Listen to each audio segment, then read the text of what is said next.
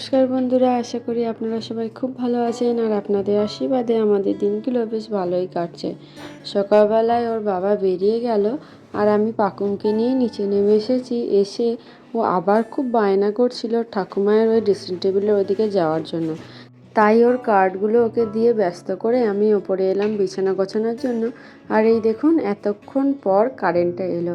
কালকে সারাটা রাত ভীষণ ডিস্টার্ব করেছে কারেন্টে, বারবার কারেন্ট গিয়েছে আর যখন যাচ্ছে তো অনেকক্ষণ পর আসছে, কিন্তু আবার লো ভোল্টেজ, এসিও চলছিল না, আবার ভালো করে ফ্যানও চলছিল না। পাকুমটা একটু খিচিবিচি করছিল, কিন্তু ওই যে ওর লাইফ সেভার আছে যে আমাদের ওই চার্জার ফ্যানটা, ওটার জন্য ও মোটামুটি তাও ঠিকঠাকভাবে ঘুমাতে পেরেছে, কিন্তু আমাদের ঠিকঠাকভাবে ঘুম হয়নি। সকালে তাও ওর বাবা তাড়াতাড়ি করে উঠে ট্রেন ধরে চলে গেল। দেখছেন তো কেমন দুষ্টু হয়েছে, খাওয়ানোর জন্য বাটি চামচটা নিয়ে এসেছি, ও সেটা নিয়েই বাজাচ্ছে। যাই হোক, তারপর তোকে খাইয়ে দাইয়ে দিলাম। খাওয়ানো মানেই তো জামা নোংরা, জামাটা ছাড়িয়ে একটা নতুন জামা পরিয়ে দিলাম, কাঁচা জামা পরিয়ে দিলাম। তারপরে আবার একবার নিচে গেছিলাম, দিয়ে আবার যখন ওপরে আসছি দেখলাম ও সিঁড়িটা দিয়ে ওঠার চেষ্টা করছে। ছেড়ে দিলাম তো এই প্রথম সিঁড়িটা বেশ ভালোই একা একা চলে এসেছে। ভাবলাম হয়তো পলুর কাছে যাবে, কিন্তু গেল না। এখন আবার দেখছি এই সিঁড়িটা দিয়ে ওঠার চেষ্টা করছে। আমি আর ওকে খুব একটা বাধা দিইনি, উঠুক, যত খেলা করবে তত ওর এনার্জি লস হবে আর তত ভালো ঘুমাবে। এমনিতেই ওর ঘুম যা কম। যাই হোক, ওর বাবা না আজকে কান লাগিয়েছে জানেন তো। কালকে পর্যন্ত ঠিক ছিল ওর বাবার সাথে আমি যাব। ওর বাবা তো কানলা কলেজ থেকে পড়াশোনা করেছে, কানলা হোস্টেলে থাকতো সবসময়। আগে ওর কাছে কানলার গল্প শুনতাম, হোস্টেলের গল্প শুনতাম, তাই আমার খুব ইচ্ছে ছিল একবার অন্তত ওখানে যাওয়ার, ও কোথায় থাকতো বা কোথায় কোথায় যেত এগুলো দেখার খুব ইচ্ছে ছিল। বিয়ের পর থেকেই ওকে বলেছিলাম একবার যেন আমাকে নিয়ে যায়, বিশেষ করে যখন ওই কানলাতে সরস্বতী পুজো হয় সেই সময়। ওখানকার সরস্বতী পুজো তো ভীষণ বিখ্যাত, অনেক বড় বড় প্যান্ডেল করে পুজো হয়, কিন্তু বিশ্বাস করুন এখনও পর্যন্ত সেরকম যাওয়ার সুযোগ হয়নি। যদিও বা আজকে যাওয়ার সুযোগ ছিল, কিন্তু পাকুমকে ছেড়ে আর যেতে পারলাম না। আসলে আমাদের দুজনকে একসাথে যেতে দেখলেই ওর তো মন খারাপ হয়ে যায় আর কান্নাকাটি শুরু করে, তাই আর গেলাম না। নিচে আজকে বললো ওই যে আলুর পরোটা বানাবে, তাই আঠাটা মাখিয়ে ছাদে এলাম জামা কাপড়গুলো মেলতে। এসে দেখছি পাকুমের ফিডিং বোতলের ঢাকনাটা এই যে বদমাইশটা ভেঙে দিয়েছে। দাঁড়ান যাই, স্নানটা তো সারলাম। আসলে আজকে মা এসেছে, মায়ের কাছে পাকুমকে রাখলাম, দিয়ে আমি স্নানটা করলাম। আর মামনি ওইদিকে রান্নাঘরে কাজে গেছে। মা তো এখন প্রতিদিনই প্রায় আসে পাকুমের জন্য, ওই যে মা যতক্ষণ ওকে নেয় ততক্ষণ আমরা আমাদের কাজগুলো করতে পারি। জানেন তো আমার না কানলার 108 শিব মন্দিরটারও অনেক দিন ধরে দেখার ইচ্ছে ছিল। যাই হোক, ওর বাবাকে বললাম যে ওর বাবা তো অ্যাকচুয়ালি কাজে যাচ্ছে, কাজ থেকে ঘুরে আসুক, শীতের দিকে পারলে পাকুমকে সাথে করে নিয়েই আমরা তিনজন চলে যাব কানলাটা ঘুরে দেখার জন্য।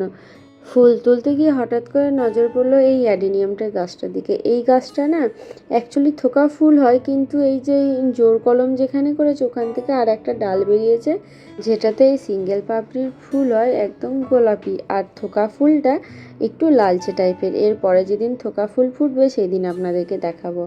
এই দেখুন, আমি আলু সিদ্ধটাও করে দিয়ে গেছিলাম, এখন দেখলাম মামনি আলু সিদ্ধটা দিয়ে মশলা বানিয়ে ফেলেছে, এখন পরোটাগুলো বানাচ্ছে। এই আলুর পরোটা একটা খেলেই কিন্তু পেট ভর্তি হয়ে যায়, কিন্তু আজকে আমি দুঃসাহসিকতা করে অলরেডি আগে একটা খেয়ে নিয়ে আবার সেই দ্বিতীয়টা নিয়ে বসেছি, সাথে একটু সসও নিয়ে নিলাম, বেশ ভালোই লাগে সসটা দিয়ে খেতে। আমরা আপাতত গরম গরম খেলাম, কিন্তু পাকুমের বাবা আর দাদুর জন্য মামনি আর ভাজলো না, মেখে রেখে দিল, ওরা যখন আসবে গরম গরম ভেজে দেবে। আজকে জানেন বাবা মাছ কিনতে গিয়ে পুরো হাঁ ঠুকে গেছে। এই মাছটা কতদিন যে বরফে ছিল কে জানে, দেখে যা মনে হচ্ছে তাতে খুব একটা টেস্ট হবে না। অ্যাকচুয়ালি এটা মামনিই বললো, যে কারণ আমার তো অত অভিজ্ঞতা নেই যে কোন মাছটা কি টেস্ট হবে না হবে সেটা ধরার, তাই মামনি বললো ভালো করে কড়া করে ভেজে দিতে, ওটা দিয়ে আজকে একটু টক বানাবে। এই দেখুন, মাছ ভাজতে ভাজতে দেখলাম মেঘ করে গেছে। এমনিতেই কালকের ওয়েদারে মানে আমি দেখছিলাম অনলাইনে যে বৃষ্টি হওয়ার সম্ভাবনা, আর রাত থেকেই তো বৃষ্টি হচ্ছিল, যার জন্য কারেন্টে এত ডিস্টার্ব। গেট খুলে দেখছিলাম পাকুমের বাবা আসছে কিনা, তা করতে করতে দেখলাম দাদু এসেছে সাথে দই নিয়ে। এদিকে অনেকক্ষণ পর ওর বাবা বাড়ি ঢুকছে, দেখো কেমন রেগে গেছে। আসলে আমি একটু রাগিয়ে দিয়েছিলাম। কি হয়েছে জানেন তো, ওদের ট্রেনটা অলরেডি আধ ঘন্টা লেট। এই দেখুন কানলা থেকে এই মিষ্টিটা এনেছে, এটাকে বলে ছানার মুরকি। এই দেখুন, দেখে ছোট ছোট সাদা সাদা গোজা মনে হচ্ছে। আর একবার কানলা গিয়েছিলাম আমি পরীক্ষা দিতে, তখন কানলা থেকে না রাবড়ি এনেছিলাম। ওখানকার রাবড়িটাও না খুব ভালো বানায় জানেন তো। এই দেখুন সন্ধেবেলায় এসেছি, সন্ধেবেলায় না কি খাবো ভাবছিলাম, ভাবতে ভাবতে হঠাৎ করে একটা বুদ্ধি এলো। তাই কড়াইয়ে হালকা করে সাদা তিল ভেজে নিলাম, আর এইদিকে অল্প একটু ডিম দুটো ডিম দিয়ে ডিমটা ভেজে তুলে নিয়েছি। একদিকে আমি একটা সস বানাবো, আর একদিকে আমি ওই পেঁয়াজ আর আদাটা একটু ভালো করে ভেজে নিচ্ছি। আর সসটা যেখানে বানাবো সেটা একটু রসুন দিয়েছি আর শুকনো লঙ্কা ফোড়ন দিয়েছি। আর কিছুটা সবজি, সেরকম তো কিছু ছিল না, ওই একটু গাজর আর বিনস ছিল, সেটা কেটে নিয়েছি। আর এদিকে ওই কড়াটাতে আমি একটু চিলি সস, একটু সয়া সস, একটু টমেটো সস দিয়ে সসটা বানিয়ে নিয়েছি। আসলে কি জানেন তো, আমি না শেজওয়ান রাইস খেতে ভীষণ পছন্দ করি। হঠাৎ করে মনে হলো একটু বাড়িতেই আমাদের ঘরের ভাত দিয়ে একটু বানিয়ে দেখি কেমন হয়। যদি ঠিকঠাক বানাতে পারি তবে আমাদের বাসমতি চাল দিয়ে একদিন বানাবো। আসলে কি জানেন তো, শেজওয়ান সসটাই আমার কাছে নেই, যদি থাকতো তাহলে হয়তো ভালো হতো। এই দেখুন সবজিগুলো ভালো করে ভেজে নিয়েছি, এখন ভাতটা দিয়ে দিচ্ছি।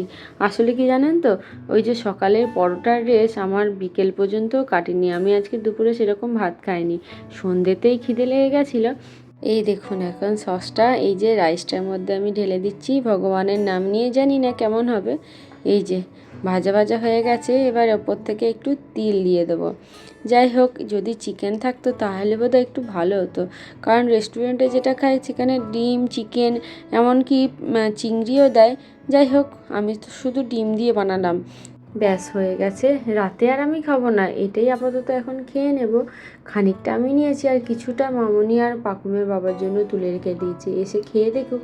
যদি ঠিকঠাক হয়েছে এরকম সার্টিফিকেট পাই, তাহলে আর একদিন এরকম দুঃসাহসিকতা দেখাবো।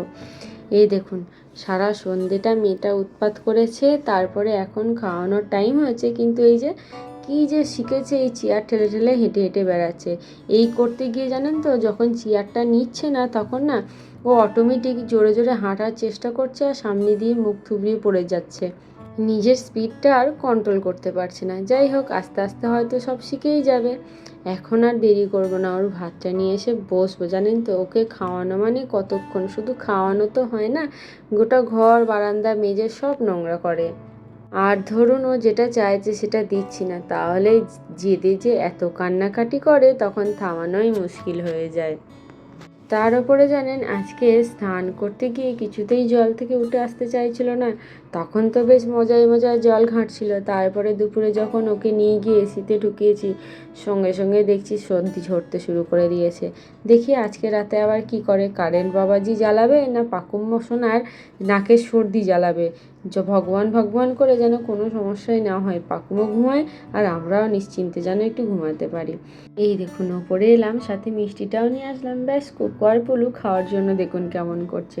কোকো পলুকে শুধু দোষ দিয়ে লাভ আছে? আমার কোলেরটাই দেখুন না, ওই সুযোগে নিজেই একটু কামড় দিয়ে নিয়েছে। সব কিছুর কিন্তু একটু করে ভাগ ওদেরকেও দিতে হয়। তাহলে বন্ধুরা, আজকের মতো ভিডিওটা এইটুকুই থাক। যদি ভালো লেগে থাকে তাহলে কিন্তু একটু কমেন্টে জানাবেন, সাথে একটা লাইকও করে দিয়েন। আর আমাদের চ্যানেলে প্রথম এসে থাকলে আমাদের চ্যানেলটা সাবস্ক্রাইব করে আমাদের পাশে থাকার একান্ত অনুরোধ রইল।